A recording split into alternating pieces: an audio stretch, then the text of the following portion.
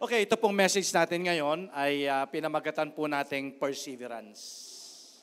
Ayan. So I am preaching itong message this morning. Hindi po para sabihin sa inyo that I am holier than you. Ayan. Ako po, every time tumatayo ako dito, I'm also preaching to myself. Ayan, kasi alam niyo po, when you're preparing a message, kayo ang unang-unang dinidil ng Lord. So ako naniniwala ako para sa akin itong message din na to. So perseverance, ang sabi po ni Webster, it is the quality that allows someone to continue trying, okay, to do something even though it is difficult. Okay? So ibig sabihin, yung ito ay quality ng isang tao na magpatuloy. Pakisabi nga po, magpatuloy. Yon, kasi alam nyo po, hindi lang naman sa panahon natin ngayon, even marahil, nung panahon pa rin nila Apostol Pablo, kasi siya rin yung nag-encourage nito, isinulat niya to, nakita niya to doon sa mga tao during his time. No? So marami kasi na mga humihinto, di ba? Marami yung, alam nyo, sa panahon natin yan, ang tawag dito yung mga banderang kapos. Yan, di ba? Yung maraming humihinto, hindi na nagpe-persevere. Kaya nga gusto ko pong sabihin sa inyo na huwag nating hayaan yung mga problema, yung mga pagsubok natin sa buhay, ihinto tayo, di ba? Of what we believe.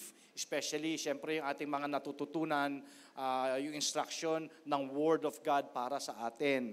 So again, the full definition of perseverance is the continued effort to do or achieve something despite difficulties, failure, or oppositions. Nako, maniwala po kayo sa akin. Lagi kong paulit-ulit kayong pinapaalalahanan na anuman ang mga bagay na gusto mong gawin na may kinalaman at patungkol sa Diyos, marami talagang mga oppositions. Pipigilan ka talaga. Ngayon lang, yung pag-church mo, hindi mo inaakala, gusto kang pigilan, di ba? Di ba? So napakarami po, pagbabasa mo ng Bible, pagpe-pray mo, marami talagang mga difficulties, obstacles, oppositions para mapigilan ka. Di ba? Pero kaya nga natin pag-uusapan ngayon yung perseverance. Di ba? Kailangan nandun yung ating pagtsatsaga, pagpapatuloy, dahil sabi nga, di ba, ng Bible, you're never alone. Kasama mo ang Panginoon. And you can do all things pagka kasama mo ang Panginoong Jesucristo, ang Panginoon.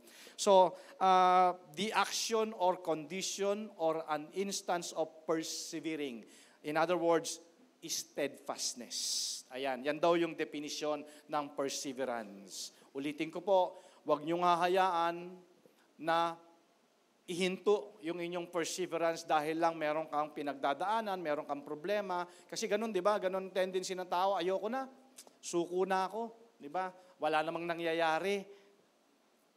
So, hindi po tayo nagpe-persevere dahil yun ang kailangan. Nagpe-persevere tayo at magpe-persevere tayo dahil yun ang dapat.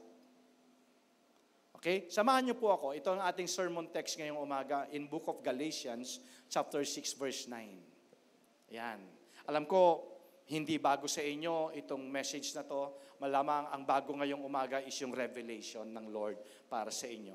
Galatians chapter 6, verse 9, sabi po sa English version, let us not become weary in doing good, for at the proper time we will reap a harvest if we do not give up. Sa Tagalog po, kaya't huwag tayong mapagod. Pakisabi nga po, mapagod sa paggawa ng mabuti sapagkat pagdating ng takdang panahon, tayo ay aani kung hindi tayo susuko. Narinig mo na ba minsan yung sarili mo na suko na ako? Di ba? Ayoko na. Ayawa na. Di ba? Suko na ako. Di ba?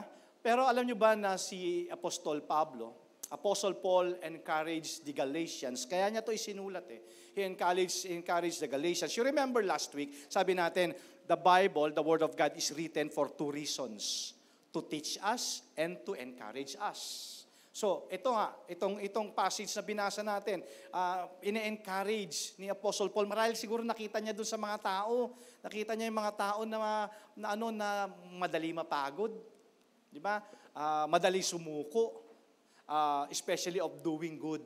Okay? So ngayon umaga, pag-uusapan din natin yung mga good things, mga good works. Kasi alam naman natin na sa salvation, hindi natin kailangan ng good works. Kasi it's all about the gift and grace of God. Kaya tayo naligtas. Pero siyempre ang good works, yan ay bunga ng ating pagkakaligtas. Di ba? Kaya nung tayo ay naligtas, yan yung fruit ng Holy Spirit sa atin to do good works. Okay. Alam nyo ba na doing good work is hard work? Hindi madali, no? Ang hirap kaya magpakabait. Tama ba? Parang may narinig ako minsan, ayoko na! Pagod na ako, sawa na ako maging mabait. Tama ba? Hard work, no? Hard work, especially if someone begins to doubt whether it matters. May mapapala ba ako pag ako ay mabait? Tanong mo yung katabi mo, may mapapala ba ako? Di ba? Kasi alam nyo po, sa totoo lang ito analysis ko to sarili ko, no? Mahirap kasi magpanggap na mabait kasi mapapagod ka. Kasi dapat yan, lifestyle talaga yan eh. Amen? Pagka nagbabait-baitan ka lang, pagka ikaw na prostrate, mawawalan ka ng bait. Amen? So, Apostle Paul urging the Galatians to keep living in a way that is consistent with what they believe. Lahat naman tayo dito nakakarinig ng salita ng Panginoon, diba? Nakakapagbasa tayo, nakakarinig tayo ng mga messages. So, hindi lamang in doing good tayo ine-encourage, siyempre, ine-encourage din tayo na maging consistent tayo doon sa ating mga tamang pinaniniwalaan. Diba? Kung ano yung mga natututunan natin, maging consistent tayo doon. Well, pwede natin sabihin na consistent in a way na pwede naman tayo maging progressive. As long as alam natin na hindi nagkakaroon ng conflict doon sa talagang pinaniniwalaan nating tama. At alam naman natin, hindi naman masasayang eh. Does it matter? Well, of course, hindi naman masasayang talaga yung ating pagpapagal in doing good. Kasi may harvest naman talaga yan. Hindi lang dito sa ibabaw ng lupa, meron din tong harvest sa kabilang buhay. Diba? And one day, makikita din natin yan. So, in a more immediate sense, yung mga doing good works ng mga Galatians during that time are doing in the power of the Spirit will also bear fruit. Yun yung gusto makita ni Apostle Paul sa atin. Hindi mawawalan ng kabuluhan yung ginagawa natin. Yan po ay magbe-bear din naman ng fruit. Diba? May pakinabang din naman sa atin yan. So, ang tawag dyan ay investment natin. Nag-i-invest tayo, diba, ng mga magagandang bagay kasi alam naman natin, mag-harvest din naman tayo sa takdang panahon. Okay? So, hindi lamang dito sa buhay na to, of course, into life to come, pagka nandun na tayo sa piling ng Panginoon.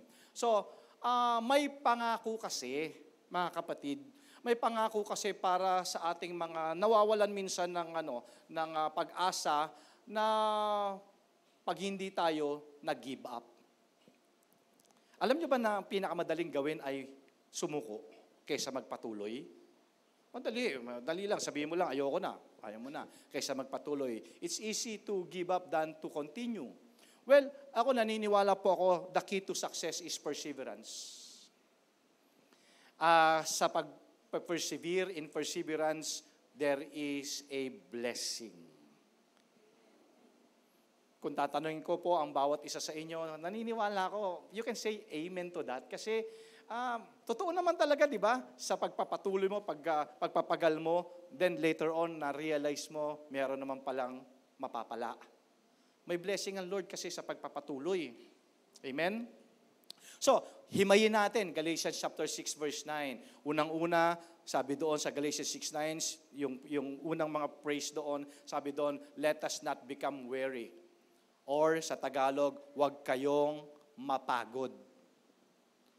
Sabi, huwag kayong mapagod. Alam nyo ba, last week hanggang kahapon, talagang pagod na pagod talaga kami physically. Amen. Pero iba naman yung joy spiritually sa puso namin. Amen. So sabi ng Bible, huwag daw tayong mapagod. May kilala ba kayong tao na parang laging pagod pero wala namang ginagawa? Ako may kilala akong ganun. Lagi kang pagod, wala ka namang ginagawa. Tapos ang kanyang slogan niya pa, o kasabihan niya sa sarili niya, di bali ng tamad, hindi naman pagod. Tama? Amen. May bato-bato sa langit. Pag tinamaan, ikaw na yon. So, doon sa binasa natin, do not worry. Okay? Ibig sabihin, huwag kang mapagod. In other Tagalog translation, ito gusto ko to yung ginamit ng translation dito is, hindi yung word na mapagod naman. Ang ginamit niya is, huwag tayong magsasawa. Kasi it's human nature na madali tayong magsawa. Di ba? Sa mga bagay-bagay. Diba? Sa cellphones. Grabe, dali natin magsawa. Kabibili mo lang 6 months ago, gusto mo na naman bumili ng bago. Diba? Sapatos. Yung mga bagay-bagay, diba? Gusto natin, yung mga gadgets natin, papalit-palit tayo. Kaya nakuha talaga ng marketplace talaga yung kiliti ng tao. Kasi alam nila, ang tao madali magsawa. Diba? Every 6 months, may bagong model na naman. Yung iba, madaling magsawa sa pagkain, sa damit, sa sapatos. Ang masakit, yung iba, madali magsawa sa asawa. Diba? Sabi nga namin mag-asawa, nako, grabe, for the last 30 years, ang laki na ng investment namin sa isa't isa. Di ba? So, pero ang Bible po, sinasabi na ang key ng success is perseverance, continuity. Ayan. Or better call it, consistency. Ayan. So, alam nyo ba na mismong ang Panginoon ayaw niya ng inconsistent? Open your Bible, Revelation chapter 3, verse 15. Sabi dito, I know your works. So nakikita pala talaga ng Panginoon yung ginagawa natin. Alam niya, sabi niya, I know your works, that you are neither cold or nor hot. I could wish you were cold or hot. So then, because you are lukewarm and neither cold nor hot, I will vomit you out of my mouth. So ayaw pala ng Panginoon ng inconsistency. Diba? Sabi niya, hindi ka malamig, hindi ka naman mainit. Ang hirap, hindi niya alam kung anong gagawin sa atin. Diba? So sana mainit ka na lang, o sana malamig ka na lang para mayroon pang pwedeng gawin sa'yo. Diba? Alam niyo ba yung kasabihan na quitters never wins? And winners never quits. Winners never quits. Sino dito yung mga winners? Yes. Diba? Pagka alam mo, ikaw ay winner, sabi nga doon sa definition natin, kahit na may mga difficulties, magpapatuloy ka. Diba? You will never quit. You will never quit. So, nakita ko, isa sa mga dahilan pala kaya ang tao madali magsawa o mapagod, kasi unstable yung mind niya. Sabi ng James chapter 1 verse 6, but when you ask, ito tinan nyo, even to sa prayer, but when you ask, you must believe and not doubt, because the one who doubts is like a wave of the sea, blown and tossed by the wind. Nakakita na kayo, di ba, ng wave sa dagat? Paluin yan. Pag pinalo ng hangin yan, kung saan yan dadalhin, ganun lang siya. Di ba? Kung saan siya dalhin. So ganun daw yung utak minsan ng tao, unstable. Kaya pala madali magsawa, unstable, hindi siya kontento. So, ang challenge ko po ngayong umaga sa atin is, mga kapatid, huwag kang mapagod o huwag kang magsasawa. At ito meron namang solusyon eh. Tingnan mo yung katabi mo. Yan. Gusto ko kasali kayo kasi baka ako lang salita dito eh. Ayan, di ba? Sabihin mo sa kanya, pag napagod ka, pwede ka naman magpahinga. Tama. Pwede ka magpahinga. Huwag ka lang magkukwit. Huwag ka magigiba. Pahinga ka lang. O di pag malakas ka na, di balik ka ulit. Tama. Amen. Kasi yung iba, pag napagod, wala na. Damay-damay na lahat. Di ba? Kasi alam niyo po ba, tayo, hindi lang naman tayo napapagod physically. Ang nakakapagod minsan yung mental at saka emotional. Di ba? Tapos madadamay na yung spiritual. Basta pag napagod, kapatid, pahinga. Di ba? Baka tulog lang ang kailangan yan. Pero alam mo, pag physical, itinulog mo, pag napagod ka, pwede ka nang magpahinga, pero pag napagod ang emosyonal, hindi kaya ng tulog, no? No? Yung mga sama ng loob, hindi kaya ng tulog yan, maniwala kayo. Hindi kaya ni Netflix yan. Napagbubuntungan si Facebook. Pero pag emosyon, si Lord lang ang may kaya niyan. Amen? Kaya ni Lord yan. Amen? So, that's number 1. Number 2, sabi kanina, do not worry. O huwag kang magsasawa, huwag kang mapapagod. In what? In doing good. Okay? Sa paggawa ng mabuti.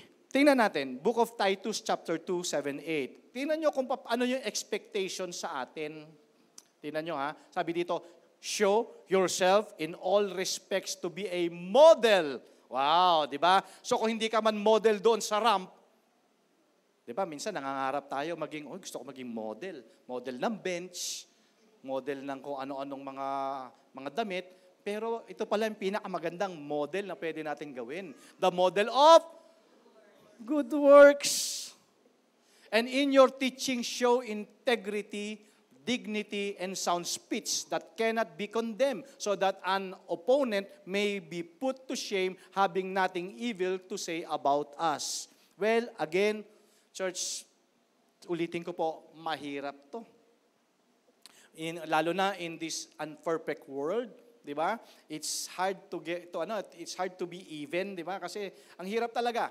Kasi dito, sinasabi dito, pati integrity mo, pati dignity mo, para wala silang masabi sa'yo. Minsan pumuputok talaga yung fuse natin. Di ba? Nakakalimutan mo, Christian ka pala. Amen? Naalala mo lang Christian ka pag may swimming.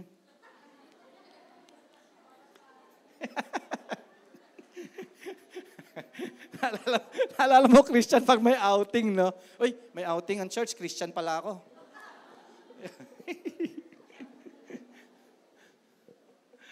Ay, nako. Sabi doon sa number 2 natin, doing good. Sa paggawa ng mabuti, huwag tayo magsasawa o huwag tayo mapapagod. Pero sabi mo, wala naman akong ginagawang mali ah. Ang tanong, may ginagawa ka bang tama? Di ba? Kasi anong sabi ng James 4:17? If anyone then knows the good they ought to do and doesn't do it, it is sin for them. Yung alam mong tama. Di ba? Minsan kasi, talaga, kasalanan talaga yung mali. Paano naman yung alam mong tama tapos hindi mo ginagawa? Oh, grabe naman, pastor, saan naman ako lulugar? No? Yung alam mong tama, hindi mo ginagawa, kasalanan. Sige, ano yung alam nyo mga tama pero hindi nyo ginagawa? Alam nyo ba na mas madali gumawa ng mali kaysa tama? Mas madali gumawa ng mali kaysa tama. Okay, tanungin ko kayo. Ano mas madali? Pumunta sa inuman o sa church? Oo.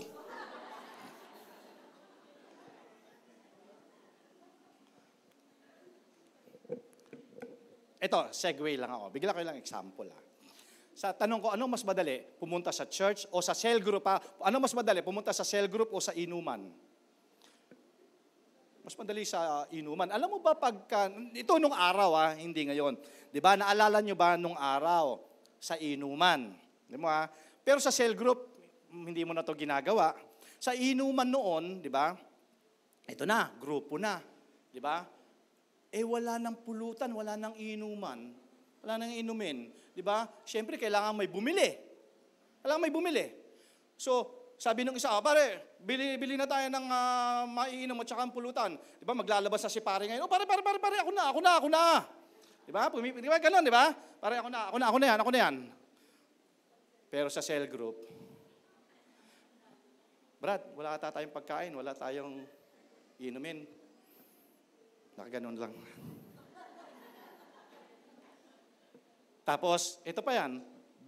Pagka in-invite mo sa cell group, ang tanong kaagad, ano pagkain? Ano mas madali? Pumunta sa church o pumunta sa inuman? No, yan ha. Sa totoo lang. O ito, ano mas madali? Mag-lotion o mag-devotion? Ano mas madali? Kaya sabi ko po sa inyo talaga, hindi talaga siya ganun kadali. Kasi hindi po nature ng tao ang gumawa ng mabuti because of the so-called sin nature. Sabi ng Romans 7:18, for I know, tingnan nyo, sabi ni Paul, for I know that good itself does not dwell in me, that is in my sinful nature. So meron talagang sinful nature. Diba? Na kahit nga ikaw ay na-born again ka, nandun pa yung sinful nature. Diba? Tinatawag-tawag ka pa ng mga dati mong mga, alam mo na, mga nakasanayan mong gawin. For I have the desire to do what is good, but I cannot carry it out. Diba? Gusto ko naman talagang gumawa ng mabuti, pero hindi ko magawa. Romans 7:19, for I do not do that the good I want to do, but the evil I do not want to do, this I keep on doing. Diba? Sabi ni Paul, yung gusto kong gawin na mabuti, hindi ko magawa, pero yung ayaw kong dapat ginagawa, yun ang nagagawa ko. Pero alam nyo ba na binigyan tayo ng Panginoon and empower naman talaga tayo ng Panginoon to do good. And God prepared us to do good works. Sabi ng Ephesians 2:10, for we are His workmanship, created in Christ Jesus for good works. See? Di ba? Ulitin ko po, the previous verses nitong Ephesians chapter 2,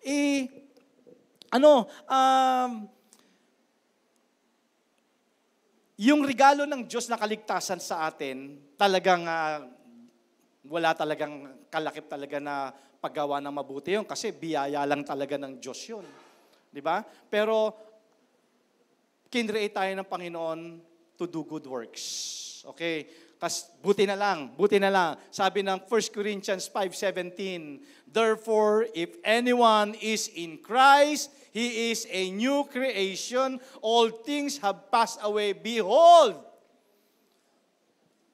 all things have become new. Ito yung sinasabi natin lagi, di ba? Buti na lang talaga. Buti na lang, nung nakilala ko at tinanggap ko ang Panginoon, binago niya na ako. Yan.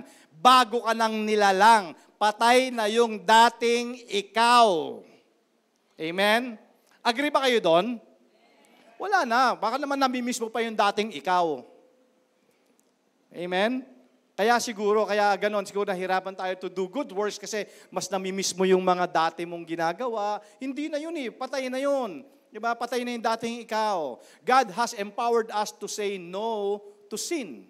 Kaya ang challenge natin dito is huwag tayong mapapagod sa paggawa ng mabuti. Okay? Kasi church, and minsan, babantayan din natin hindi porke sinasabi nating paggawa ng tama is alam natin tama na yun. Kasi in Book of Proverbs chapter 14 verse 12, sabi dito, there is a way that seems right to a man, but its end is the way of death or destruction. Dapat yung ginagawa talaga natin, may wisdom talaga yan na nanggagaling sa Panginoon. Especially yung mga decision making, yung mga choices natin, hihingi tayo ng wisdom sa Panginoon. Diba? Hingi tayo wisdom kasi baka mamaya akala natin tama yung ginagawa natin. Kasi I've heard this many times. Yung sabi nila, hindi kasi akala ko tama yung ginagawa ko . Yun yung akala mo. Pero hindi naman pala tama.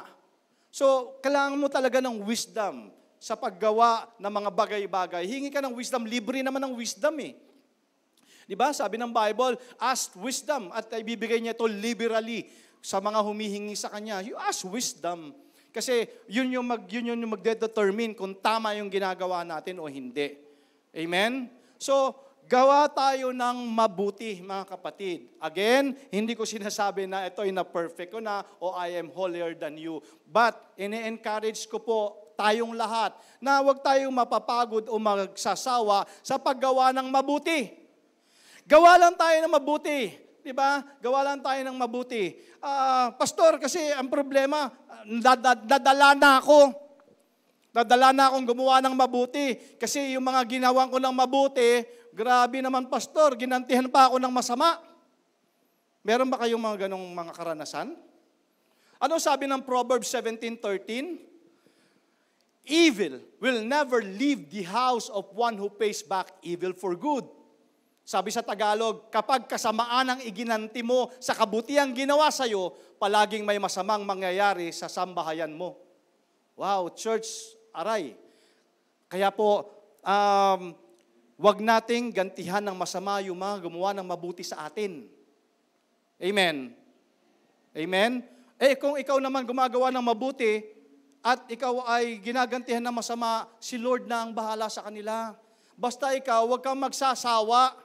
Amen? Sabi mo sa katabi mo, huwag kang magsasawang gumawa ng mabuti. Kung gantihan ka man nila ng masama, si Lord na bahala sa kanila. Kasi sabi ng Lord, hindi aalis sa kanila ang masama. Amen? So that's number 2. And number 3, for at the proper time. Sa Tagalog, sa tamang panahon. The Bible is clear. There is time for everything. Meron talagang time sa lahat ng bagay. May panahon talaga. Alam nyo, sa buhay natin, meron talagang high and lows. Diba? Siyempre, ang wish natin, gusto natin laging nasa peak. Diba? Yung peak ng tagumpay, peak ng blessing, pero hindi naman ganun talaga ang nangyayari sa realidad. Diba? There is, between two mountains, there is a valley. Diba? Meron talagang valley between two mountains. So, hindi naman sa lahat ng panahon, ito, salita na naman natin to sa panahon natin, hindi sa lahat ng panahon Pasko. Diba? Hindi sa lahat ng panahon ay masaya. Meron talagang high and lows ang life. Okay? Minsan nga, nandun tayo sa lowest point ng life natin. Last time, natanong ko to, ano yung pakiramdam na nandun ka sa lowest point? Diba? Ang hirap, no? Na wala nang, nobody, wala ka nang alam na makakatulong sa'yo. And tapos ngayon, ipapaalala ng Holy Spirit sa'yo na buti na lang, nandyan si Lord. Tama? Sabi natin, huwag tayo magsasawa sa paggawa ng mabuti dahil sa takdang panahon. Mga kapatid, meron po talagang tinatawag na God's perfect timing. Alam ni Lord ang kailangan mo at alam din ni Lord kung kailan mo kailangan. Amen? Dapat malinaw po sa inyo yon. Hindi, Lord, kailangan ko na po, Lord. Kailangan ko na. Alam mo ba ako, every time na meron ako mga ganyan mga situation, binabalik ko yung word ng Lord sa atin. Sabi niya, yung kanya daw mga anak will never be put to shame. Diba? Lord, sabi mo, hindi ako mapapahiya. Diba? Hindi ako mapapahiya, Lord. Ikaw nagsabi noon. Kasi Lord, time na talaga, Lord. Diba? Lord, nadating na yung maniningil. Diba? Ayan na, Lord. Pero alam ng Lord kung kailan mo kailangan eh. Diba? Alam ng Diyos ang pangangailangan natin. Alam niya bawat detalye ng buhay natin. Alam niya nga yung bilang ng buhok natin eh. Diba? Alam niya ang tamang panahon kung kailan mo kailangan para ibigay sa'yo. Okay? Dahil pag yan ay timing ni Lord, wow, super yan. Ang sabi ng Ecclesiastes chapter 3:11, He has made everything beautiful in its time. Amen? Pag timing ni Lord yan, wow, the best yan, beautiful yan. Because sabi nga ng Bible, in every God's blessing, pag galing kay Lord yan, walang sorrow na kasama yan. Smooth yan. May karanasan ba kayong ganon? Smooth, no? Talagang ang daming gustong pumigil, pero wala silang nagawa. Talagang nagpatuloy ang pagpapala ng Panginoon. Amen? So, huwag tayong magsasawang gumawa ng mabuti dahil sa takdang panahon. Wow. Number 4, ito gustong-gusto natin to lahat. We will reap a harvest. Wow. Alam niyo po ang Bible, pag binasa mo, from Old to New, very clear ang Bible sa principle niya ng seed time and harvest. Ibig sabihin ng seed time and harvest, meron kang gagawin, okay, tapos mag-aantay ka, tapos dadating yung ani. Okay? Yan ang principle ng Bible. Hindi naman po pwedeng wala kang ginawa, pero meron kang harvest. Di ba? Wala pong ganong principle. At another, syempre, principle, if you are a farmer, syempre, pag ikaw ay nagtanim, di ba, hindi mo man inasa, nagtanim ka ngayon, mamaya tutubo na. Meron talagang waiting period. Mga kapatid, may waiting period talaga. At during the waiting period, ano ang ginagawa mo at ano sa tingin mo ang ginagawa ng Lord sa'yo? Di ba? Dinedevelop niya yung patience mo. Di ba? Tinetest niya yung faith mo. Di ba? Yun yung sa waiting period kasi ang pinakamahirap sa lahat, yung mag-antay. Madali mag-antay kung alam mo kung kailan dadating. Ang pinakamahirap pag-antay, yung hindi mo alam kung kailan dadating. Tama. Pero anong gagawin mo habang nag-aantay? Yun ang importante. Kaya habang nag-aantay ka, patuloy kang umasa sa Panginoon, patuloy kang manampalataya, patuloy kang magtiwala. Diba? Kaya sabi ng Bible, trust in the Lord with all your heart. Ibig sabihin sa lahat ng panahon, in all your ways acknowledge God and He will give you the directs to your path. So, meron talagang seed time and harvest. At hindi lang seed time and harvest. Siyempre, may sowing and reaping. Kung ano itinanim mo, yun aanihin mo. That's Bible principle. Alam nyo, pwede tayong mag-harvest doon sa mga itinatanim natin. And it applies both. Church, tinan nyo to it applies both doon sa mga words natin. Pwede tayong mag-harvest doon. It applies both sa words at saka sa actions natin. If we plant good seed, syempre good yung harvest. Tama? Pag ikaw ay nagtanim ka ng bad seeds, syempre bad yung harvest. Ganun lang po kasimple yun. Well, going back, di ba, sa tamang panahon, at saka yung sa hindi tayo nagsasawa sa paggawa ng mabuti, in its proper time, we will reap a harvest. Merong story sa Bible. Alam nyo, please open your Bible in Book of Matthew, chapter 25, 35 to 40. Sabi nung iba, hindi, basta kami lang ni Lord ang okay ang relasyon. Kay Lord lang ako, wala akong pakialam sa ibang tao. Di ba? Well, church, huwag tayong magsawa, mapagod sa pagtulong, sa paggawa ng mabuti. Sabi dito sa verse 35, for I was hungry, si Jesus mismo nagsabi nito, you gave me something to eat. I was thirsty and you gave me something to drink. I was a stranger and you invited me in. I needed clothes and you clothed me. I was sick and you looked after me. I was in prison and you came to visit me. Then in verse 37, then the righteous will answer him, Lord, di ba? Yung mga kasama ni Jesus, sabi niya, Lord, kailan? When did we see you hungry? Kailan ka namin nakita na nauuhaw? Kailan ka namin binigyan ng pagkain? When did we see you a stranger? Hindi ka naman stranger sa amin. At kailan ka namin invite sa bahay namin? O kailan ka namin binigyan ng damit? When did we see you? Kailan ka ba nakita namin nagkasakit? Or in prison and go to visit you? And then Jesus replied, the king replied, truly, I tell you, whatever you did for one of the least of these brothers and sisters of mine, you did for me. Anuman ang ginagawa mo sa mahal mong kapwa, ginagawa mo yan para sa Panginoon. And you know what? Si Lord ang babawi sa'yo.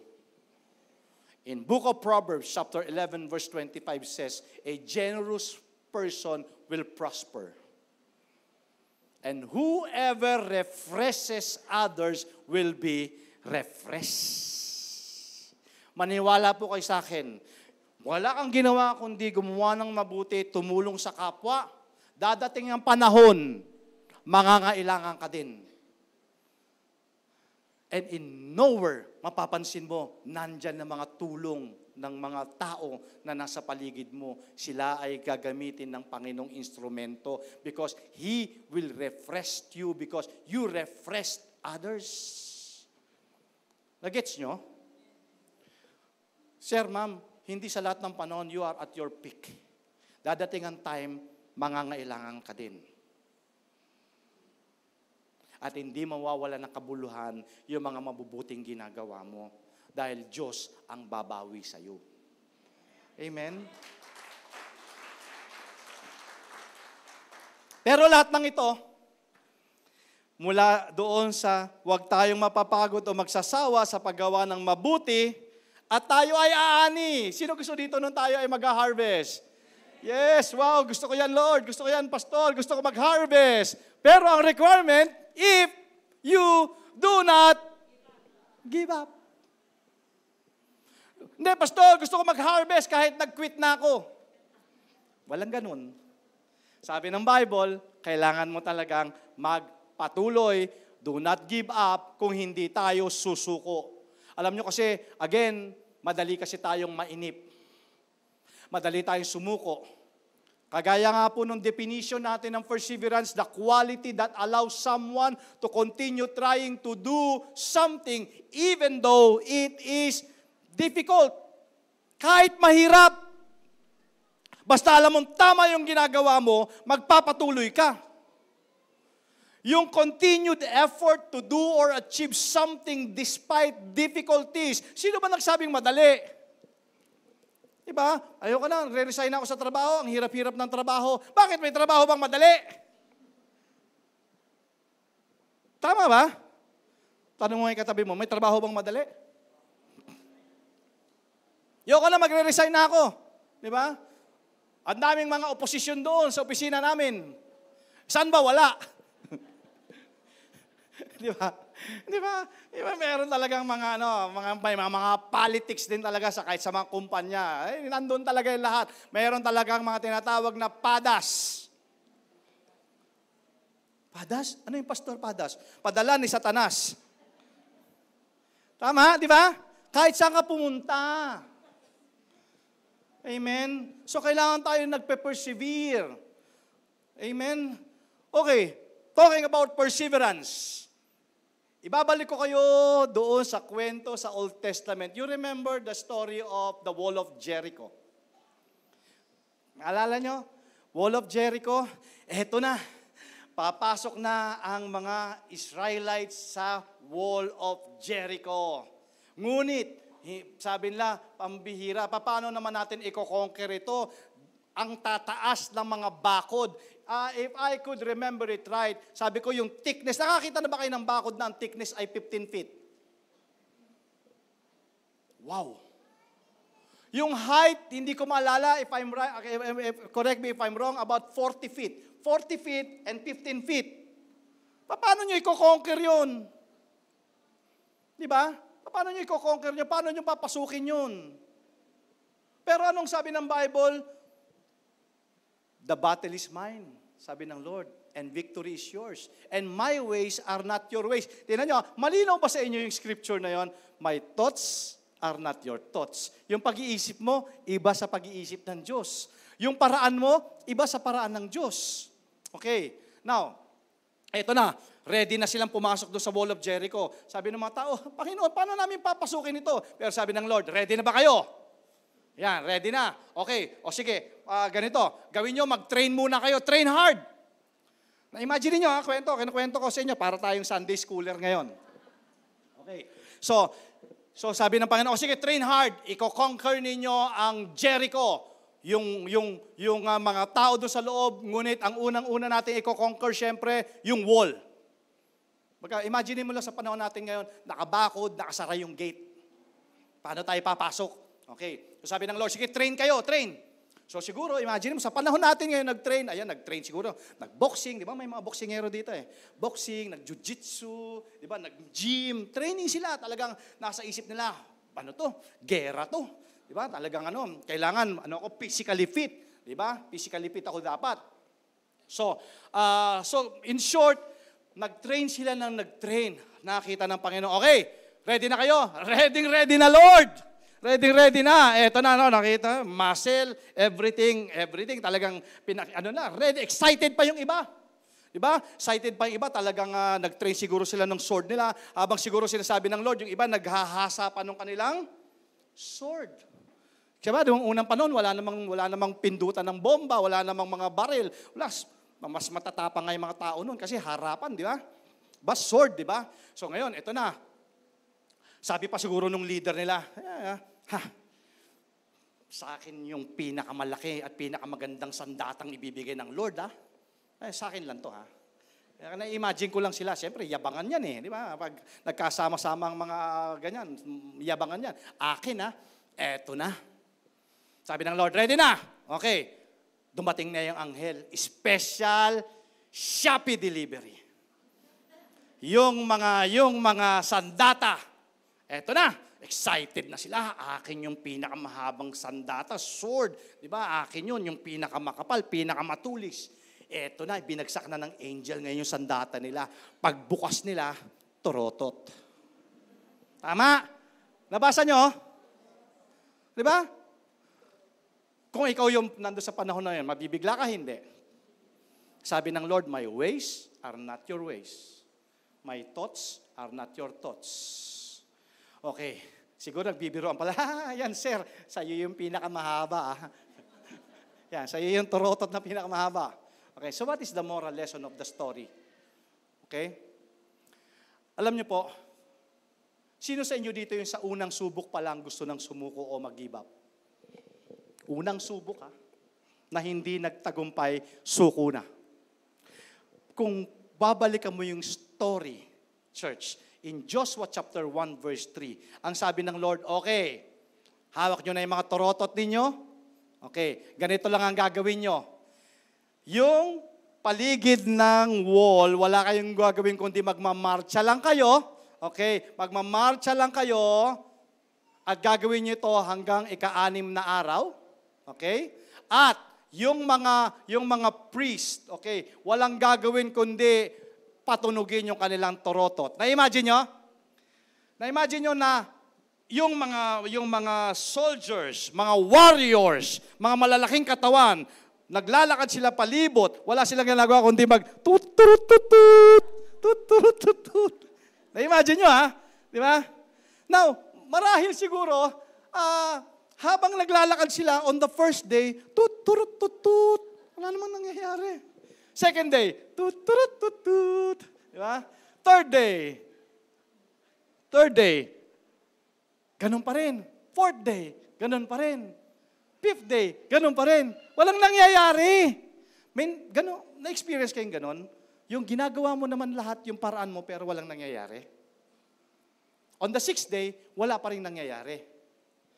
Pero, pagdating ng ika-7th day, ayan na, Joshua chapter 1 verse 3, okay?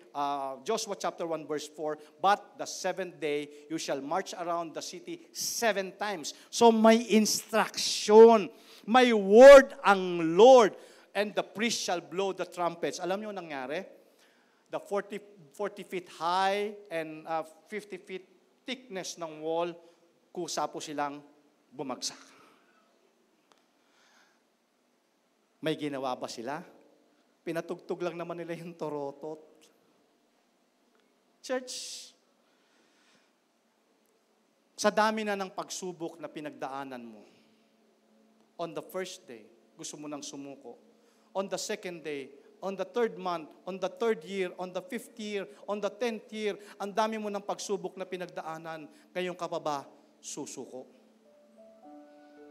Sabi mo nga sa katabi mo, ang dami mo ng pinagdaanan, ngayon ka pa ba susuko? Alam mo ba na may pangako ang Diyos sa mga taong nagpapatuloy?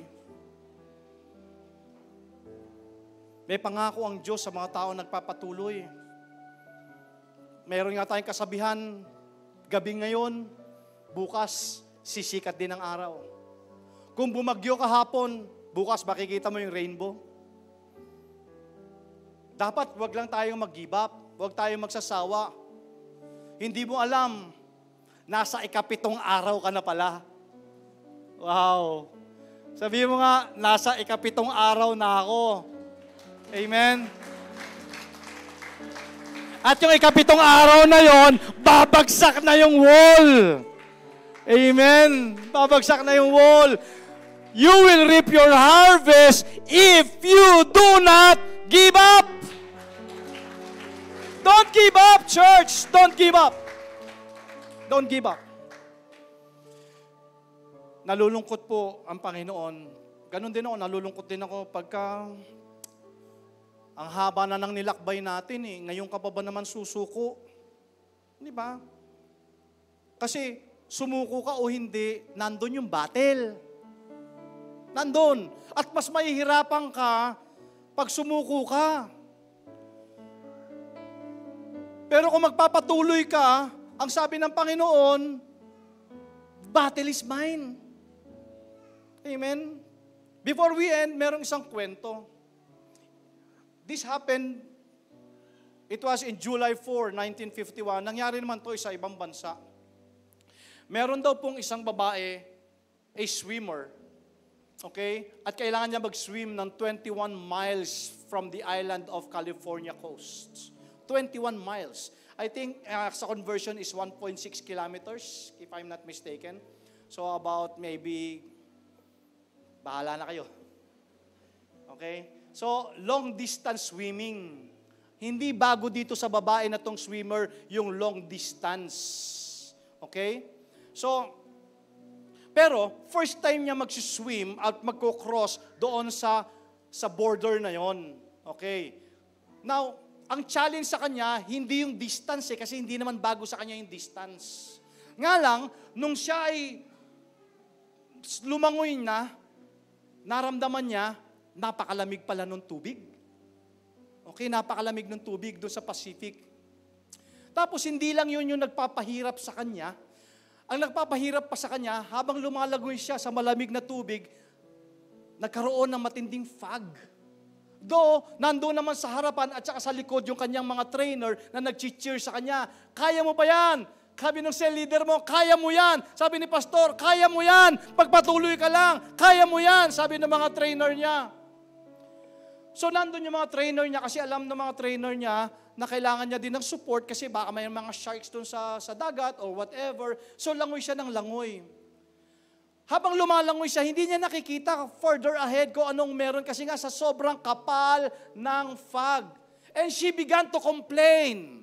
Di ba ganun tayo, di ba? Habang tumatagal na, habang hindi na natin alam kung yung nangyayari, complain na tayo ng complain.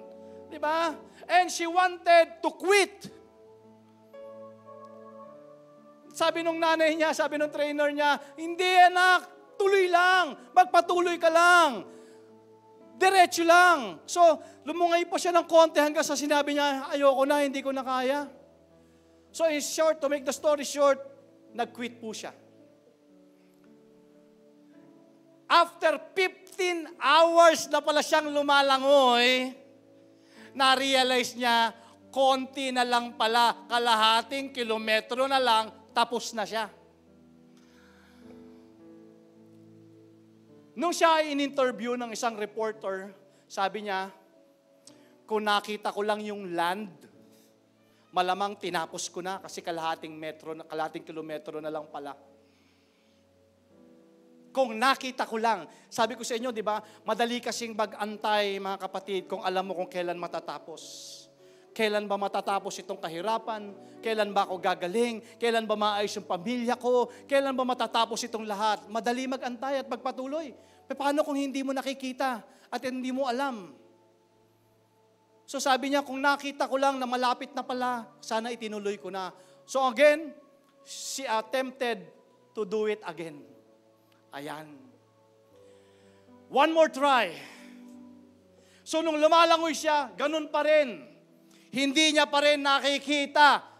Dahil pa rin dun sa mga fog, hindi niya pa rin nakikita. Pero ngayon, this time, habang lumalangoy siya, nire-remind niya yung sarili niya, malapit na ako doon sa finish line. Malapit na yung 7th day. So langoy lang siya ng langoy. Langoy lang siya ng langoy with confidence. Bravely, sabi niya, matatapos ko to, matatapos din ito. Alam niyo ba kung anong nangyari? Natapos niya. And amazingly, na-break niya pa yung record ng 2 hours.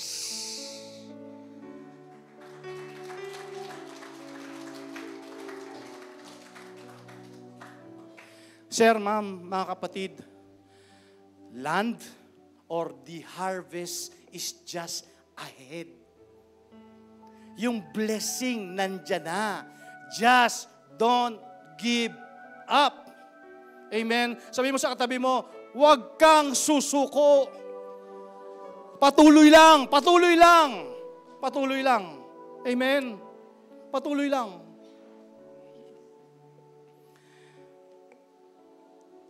Gusto kong i-request yung last song kanina, When I Think About the Lord.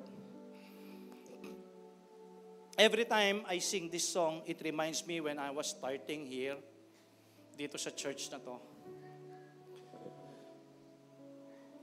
And every time na narinig ko itong kanta to, pagpasensya nyo na po talaga, it makes me cry. Kasi when I was new, alam ko, I wasn't worthy.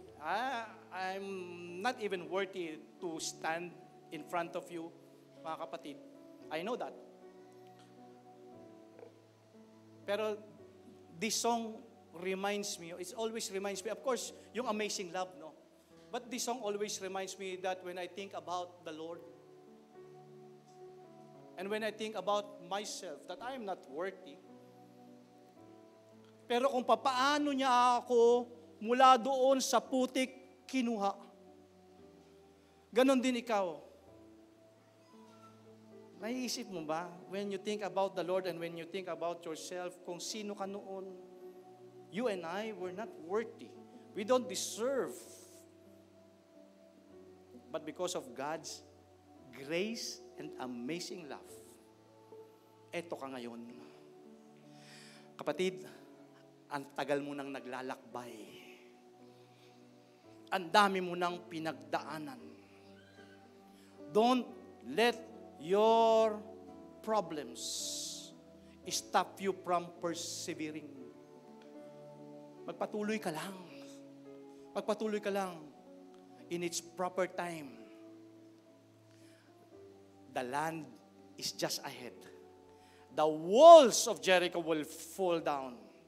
Your blessing, you will reap your harvest if you do not give up.